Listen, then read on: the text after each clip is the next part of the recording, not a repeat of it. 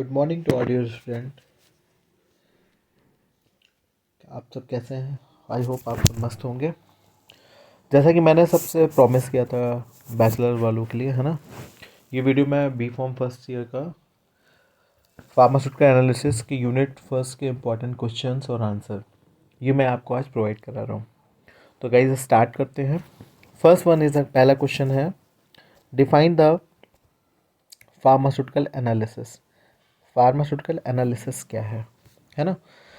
तो सिंपल सा आंसर आपको लिखना एग्जाम में, बहुत ज़्यादा हाई फाई नहीं जाना है। तो it is the branch of pharmaceutical chemistry. किसकी ब्रांच है ये? फार्मास्यूटिकल केमिस्ट्री की ब्रांच है। Which involves the process of identification, quantification and purification of a substance. यानी फार्मास्यूटिकल एनालिसिस में हम केमिकल सब्सटेंस का आइडेंटिफाई करते हैं, है ना, उसके क्वांटिटी को चेक करते हैं, उसके वेरिफिकेशन को आइडेंटिफाई करते हैं। तो ये सारा, यानी जब भी कोई भी ड्रग्स का फॉर्मेशन होता है तो उस ड्रग के आइडेंटिफिकेशन, उसकी क्वांटिटी चेकिंग में और प्योरिफिकेशन में, है ना, जो प्रोसेस हम यूज़ करते हैं वो क्या कहलाता है? आपका फार्मास्यूटिकल एनालिसिस कहलाता है। या अगर आप दूसरे टर्म्स में बोलें तो इट इज़ द क्वांटिटेटिव और qualitative determination of substance by using manual, chemical और इंस्ट्रूमेंटल मेथड। या जब आप किसी केमिकल सब्सटेंस का मैनुअली यानी मशीन के द्वारा, है ना, ठीक है, या मैनुअली यानी आप खुद से उसको कर रहे हैं, ठीक है, या इंस्ट्रूमेंटल या किसी इंस्ट्रूमेंट के हेल्प से आप उसे क्या कर रहे हैं? आइडेंटिफाई कर रहे हैं। क्या? उसकी क्वालिटी को चेक कर रहे हैं और उसकी क्वांटिटी को चेक कर रहे हैं, ठीक है। तो दैट इज़ कॉल्ड, क्या कहलाएगा? आपका फार्मास्यूटिकल एनालिसिस कहलाएगा। ओके, नेक्स्ट हम बात करते हैं क्वेश्चन नंबर 2 की।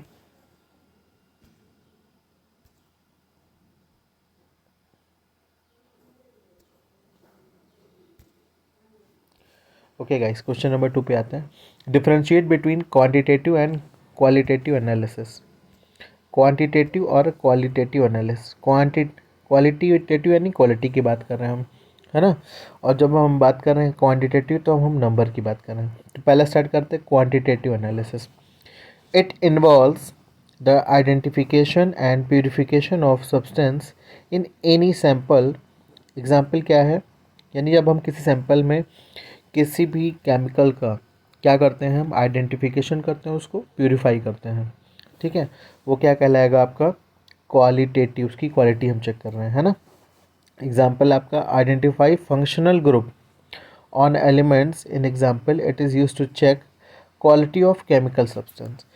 किसी भी केमिकल सब्सटेंस की क्या क्वालिटी है ना, वो प्योर है कि नहीं, कितने अमाउंट में उसमें अवेलेबल है कि नहीं है, ठीक है। That is called qualitative analysis, ठीक है। नेक्स्ट बात करते हैं हम क्वांटिटी एनालिसिस की। क्वांटिटी एनालिसिस में क्या है guys? It involve the determination and quantification of substance. यानी जब हम किसी सब्सटेंस का क्वांटिटी को चेक करते हैं, नंबर, है ना, कितना है, 2 ग्राम, 10 ग्राम, 50 ग्राम, है ना, क्वांटिटी की बात हो रही है, ठीक है। वो क्या कहलाएगा? आपका क्वांटिटेटिव एनालिसिस कहलाएगा। जैसे कंसंट्रेशन की बात करें या amount of solute present in solution, ठीक है। यानी कोई सॉल्यूशन आप बना रहे हैं, ठीक है, तो उसमें कितने अमाउंट में सॉल्यूट प्रेजेंट है, वो क्या कहलाएगा? उसको आइडेंटिफाई करना क्या कहलाएगा? क्वांटिटेटिव एनालिसिस, ठीक है। It means to check the quantity of substance present in a sample. यानी अगर हम बात करें क्वांटिटी एनालिसिस की, तो हम इसमें क्या करते हैं? क्वालिटेटिव एनालिसिस में हम सब्सटेंस की आइडेंटिफाई करते हैं, उसकी प्यूरिफिकेशन को चेक करते हैं कि उसकी क्वालिटी क्या है ना, अच्छे क्वालिटी का हमने केमिकल लिया है या वर्स्ट क्वालिटी का है, तो किस में आएगा? इस तरह की चेकअप को हम बोलते हैं क्वालिटेटिव एनालिसिस। नेक्स्ट आपका जो था क्वांटिटेटिव एनालिसिस, जिसमें हम लोग ने पढ़ा कि जब हम किसी सब्सटेंस की क्वांटिटी यानी अमाउंट की बात करते हैं, है ना, क्वांटिटी यानी अमाउंट की बात करते हैं, तो क्या कहलाएगा? आपका क्वांटिटेटिव एनालिसिस कहलाएगा। नेक्स्ट आखते हैं क्वेश्चन नंबर 3 पे गाइस। डिफाइन वेरियस मेथड और terms use for the expressing concentration. क्योंकि एनालिसिस में हम मोस्टली कंसंट्रेशन की ही बात करते हैं। कंसंट्रेशन यानी कोई भी सॉल्यूशन है जिसमें सॉल्यूट या सॉल्वेंट का जो कंसंट्रेशन में क्या डिफरेंस है, ठीक है, इसी के बारे में पूरा स्टडी हम लोग करते हैं। तो ठीक है, उसमें आते हैं कि कितने टाइप के मेथड हैं जो कंसंट्रेशन को मेज़र करने में हेल्प करते हैं। तो ये पहला है आपका मोल, ये सभी लोग ने 12th स्टैंडर्ड में भी पढ़ा होगा, है ना। तो मोल क्या है guys? It is the fundamental unit which is use to measure the amount of substance, यानी सॉल्यूट कितने अमाउंट में किसी विलियन में या सॉल्यूशन में प्रेजेंट है, ठीक है।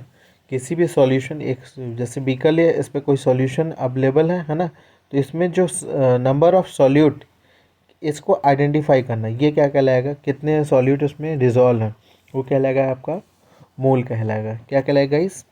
मोल कहलाएगा।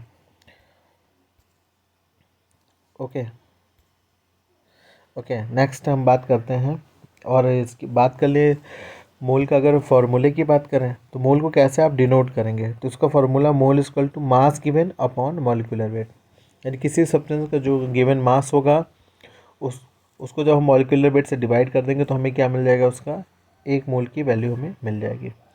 नेक्स्ट आपका कंसंट्रेशन का जो टर्म्स है वो है आपका मोलरिटी, ये भी आपने 12 में पढ़ा होगा, है ना। तो it is also known as molar concentration and denoted by capital M. Molarity किससे डिनोट करते हैं? कैपिटल एम से डिनोट करते हैं।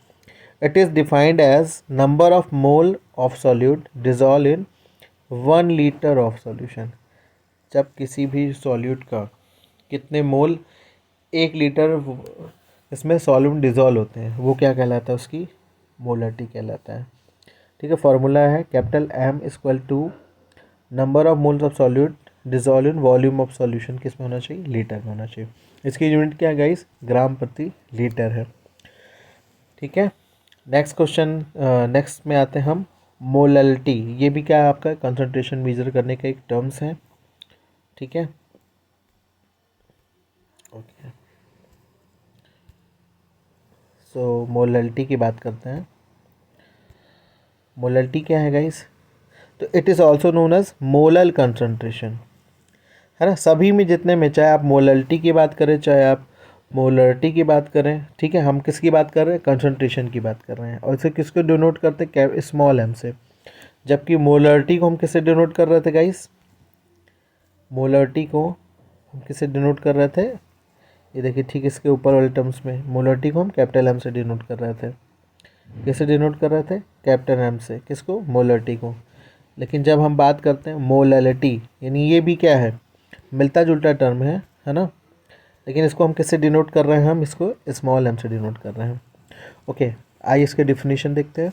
तो it is defined as a number of moles of solute dissolve in 1 kg of solution, यानी number of solute के जो मोल हैं कितने, जब किसी सॉल्वेंट के 1 किलोग्राम में डिजॉल्व हो जाते हैं उसको हम क्या बोलते हैं? 1 मोलर सॉल्यूशन बोलते हैं। यानी स्मॉल एम से इसको डिनोट करते हैं, equal to number of mole of solute dissolve in weight of solvent क्या होना चाहिए? किलोग्राम में होना चाहिए, 1 kg होना चाहिए। ठीक है, क्या कहलाएगा? मोललिटी कहलाएगा। ठीक है, नेक्स्ट क्वेश्चन की बात करते हैं गाइस। नॉर्मेलिटी, ये भी क्या है? कंसंट्रेशन का टर्म्स है normality. It is also known as normal concentration and denoted by, इसको किससे डिनोट करते हैं? कैपिटल एन से। क्या है नॉर्मलिटी? मतलब होता है it is defined as number of gram equivalent of solute dissolve in per litre of solution.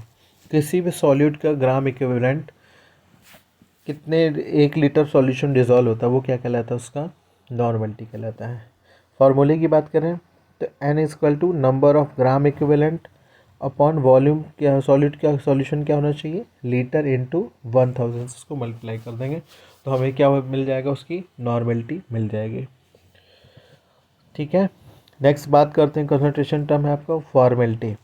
तो it is defined as number of gram formulation weight of solute dissolve in 1 litre of a solution, यानी किसी भी solute का जो formula है ना, फार्मूले का जो वेट है, ठीक है, किस में डिवाइड करेंगे? सॉल्यूट के 1 लीटर मीन्स,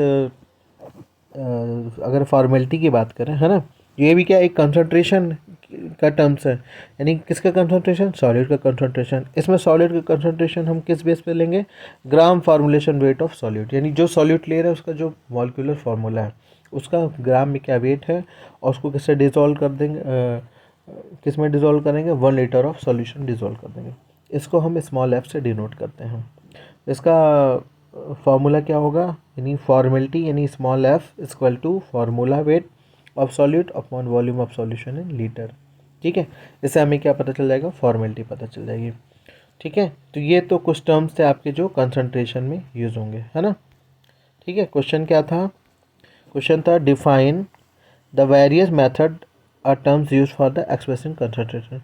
तो मोल हो गया आपका, मोलरिटी हो गया, ठीक है, मोलैलिटी हो गया, नॉर्मेलिटी हो गया एंड फॉर्मेलिटी, ये है टर्म्स जो कंसंट्रेशन को डिनोट करते हैं, किसके, सॉल्यूट के। नेक्स्ट क्वेश्चन है differentiate between primary standard solution and secondary standard solutions. अब हमें पता करना है कि प्राइमरी स्टैंडर्ड सॉल्यूशन और सेकेंडरी स्टैंडर्ड सॉल्यूशन, इसके बीच में क्या डिफरेंस है। तो इस फर्स्ट ऑफ ऑल हमें ये पता होना चाहिए कि स्टैंडर्ड सॉल्यूशन क्या होता है। स्टैंडर्ड सॉल्यूशन यानी a solution with accurately known concentration and which is highly pure is known as standard solution. यानी ऐसा सॉल्यूशन जिसका कंसंट्रेशन हमें पता हो, है ना, उसे हम क्या बोलेंगे, हम स्टैंडर्ड सॉल्यूशन बोलेंगे। जैसे हमने एक बीकर लिया, ठीक है, अब बीकर में हमने क्या लिया, 100 ml वाटर लिया, ठीक है, और 50 ग्राम हमने क्या किया, इसमें NaCl डिज़ोल्व कर दिया। तो यानी हमें पता है जो सॉल्यूशन ये बनेगा इसका कंसंट्रेशन हमें पता है कि 100 ml में हमने 50 ग्राम NaCl मिलाया है, यानी हमने क्या बनाया, स्टैंडर्ड सॉल्यूशन बनाया है। यानी इसका कंसंट्रेशन हमें क्या पता है, इसका कंसंट्रेशन हमें पता है कि कितने सॉल्यूशन में कितने सॉल्यूट को हमने डिज़ोल्व किया है ना। ठीक है, तो स्टैंडर्ड सॉल्यूशन यानी a solution with accurately known concentration, जिसका कंसंट्रेशन हमें पता हो and which is highly pure is known as standard solution, उसे हम क्या बोलेंगे, स्टैंडर्ड सॉल्यूशन बोलेंगे। अभी क्या होता है, दो तरीके का, एक है प्राइमरी स्टैंडर्ड सॉल्यूशन, दूसरा आपका सेकेंडरी स्टैंडर्ड सॉल्यूशन। प्राइमरी में क्या होगा, यानी those solution which are prepared through highly pure reagent या chemical which does not required for the standardization. यानी ऐसा सॉल्यूशन जो बन रहा है किससे, हाईली प्योर केमिकल या रीजन का यूज़ करके बना रहे हैं और जैसे फिर हमें स्टैंडर्डाइजेशन कराने की ज़रूरत नहीं है, इस तरह के सॉल्यूशन को हम क्या बोलते हैं, हम प्राइमरी स्टैंडर्ड सॉल्यूशन बोलते हैं। ठीक है, एग्जांपल क्या है आपका, सोडियम बाइकार्बोनेट और ऑक्जेलिक एसिड। ठीक है, ये आपका क्या यूज़ होता है, प्राइमरी स्टैंडर्ड सॉल्यूशन बनाने में यूज़ होता है। नेक्स्ट है आपका secondary standard solution, a solution those solution which are less stable, जो क्या हो, लेस स्टेबल हो and standardize by using primary standard solution. यानी प्राइमरी स्टैंडर्ड सॉल्यूशन को लेके फिर उन्हें जब हम क्या करते हैं, फिर से स्टैंडर्डाइज करते हैं। ठीक है, तो जो सॉल्यूशन में मिलता है उसे हम क्या बोलते हैं, हम सेकेंडरी स्टैंडर्ड सॉल्यूशन बोलते हैं। अब क्या है guys, it is use for the quantitative analysis, किस लिए यूज़ होता है, यानी किसी भी सब्सटेंस की क्वांटिटी को चेक करने के लिए यूज़ होता है। जैसे H2SO4 हो गया और HCl हो गया। ठीक है, ओके, एक फार्मूला, दो फार्मूला और रह गए थे गाइस, है ना, वो आपको बता देते हैं। ठीक है, जो आपके एनालिसिस में इम्पोर्टेंट है, इससे रिलेटेड क्वेश्चंस आते हैं जो नेक्स्ट वीडियो में आपको प्रोवाइड करा दूंगा, है ना। अब पूछ लेता है gram equivalent weight of solid. तो gram equivalent weight of solid कैसे निकालेंगे, जब मॉलिक्यूलर वेट ऑफ सॉलिड को किससे, उसकी एसिडिटी या बेसिसिटी से डिवाइड करते हैं, तो हमें क्या मिल जाता है, gram equivalent weight of solid मिल जाता है। ठीक है, इसी में नेक्स्ट है जो आपका है नंबर ऑफ ग्राम इक्विवेलेंट, ये कैसे फाइंड आउट करेंगे। तो नंबर ऑफ ग्राम इक्विवेलेंट निकालने के लिए वेट ऑफ सब्सटेंस का जो वेट है उसके इक्विवेलेंट वेट से उसको डिवाइड करेंगे, तो हमें क्या मिल जाएगा, नंबर ऑफ ग्राम इक्विवेलेंट्स मिल जाएगा। ठीक है, थोड़ी सी प्रैक्टिस करेंगे आपको समझ में आ जाएगा। आते हैं नेक्स्ट क्वेश्चन की बात करते हैं। नेक्स्ट क्वेश्चन है आपका describe the fundamental of volumetric analysis. Volumetric analysis का फंडामेंटल यूनिट क्या है, यानी इस मेन इसका उद्देश्य क्या है ना। तो इट इज़ क्वांटिटेटिव एनालिसिस। क्या है वॉल्यूमेट्रिक में, नहीं हम किसी की क्वांटिटी को एनालाइज करते हैं, कितने ml है, 20 ml, 50 ml, 100 ml, कितना है ना। In which the amount of substance is determined by the measuring the volume of that is occupy, यानी वो सब्सटेंस कितने वॉल्यूम को ऑक्यूपाई कर रहा है। जब हम इसकी स्टडी करेंगे तो क्या कहलाएगा आपका, वॉल्यूमेट्रिक एनालिसिस कहलाएगा। ठीक है, नेक्स्ट आते हैं, नेक्स्ट टॉपिक है आपका, ये भी इम्पोर्टेंट है काफ़ी। नेक्स्ट है आपका एरर, है ना। एरर यानी सिंपल वे में बात करें तो मिस्टेक की बात करें। भाई वी आर ह्यूमन बीइंग, है ना, तो सभी से मिस्टेक होती है। But in terms of pharmaceutical chemistry इसमें एरर का क्या होगा, to it is the difference between the true value और स्टैंडर्ड वैल्यू। यानी कोई भी सब्सटेंस जब हम बना रहे हैं तो उसकी एक स्टैंडर्ड वैल्यू दी होती है ना।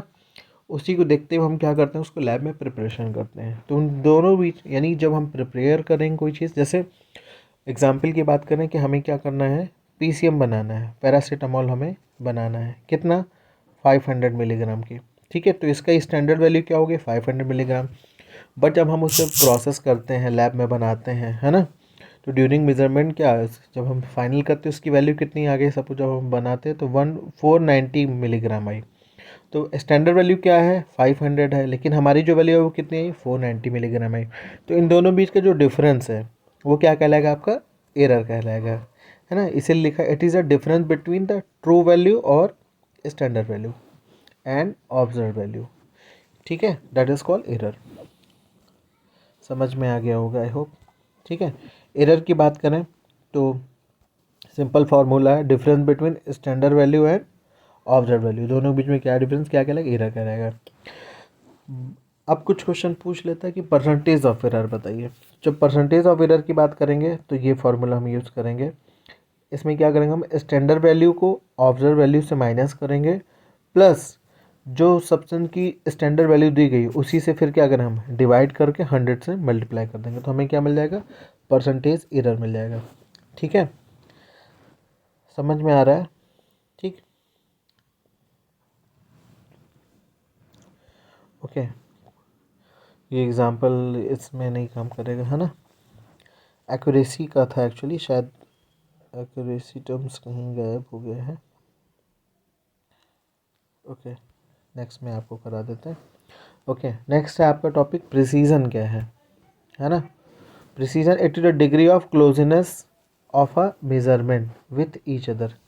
यानी जब जैसे 5 लोग हैं लैब में, है ना, सबको बोल दिया गया कि आप 500 मिलीग्राम पैरासीटामोल आपको दी जा रही है, ठीक है, या एक स्टैंडर्ड बना दिए कि 0.5 मिलीग्राम जो आप ये आपको जो सब्सटेंस दिया गया है इसका रिजल्ट आना चाहिए 0.5 मिलीग्राम।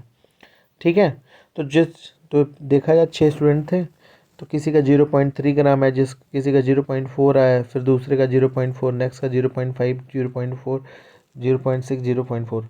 तो जो वैल्यू क्या है, मोस्ट टाइम रिपीटेड है, यानी इस सब में देखा जाए इन वैल्यू में सबसे ज़्यादा रिपीट कौन सी है, 0.4। ये वैल्यू क्या है, सबसे ज़्यादा रिपीटेड वैल्यू है। और क्या है, स्टैंडर्ड वैल्यू क्या है, 0.5। इसके नियरेस्ट भी है, मोस्ट टाइम रिपीटेड भी होना चाहिए और नियरेस्ट होना चाहिए किसके, स्टैंडर्ड वैल्यू के, वो क्या है, 0.5।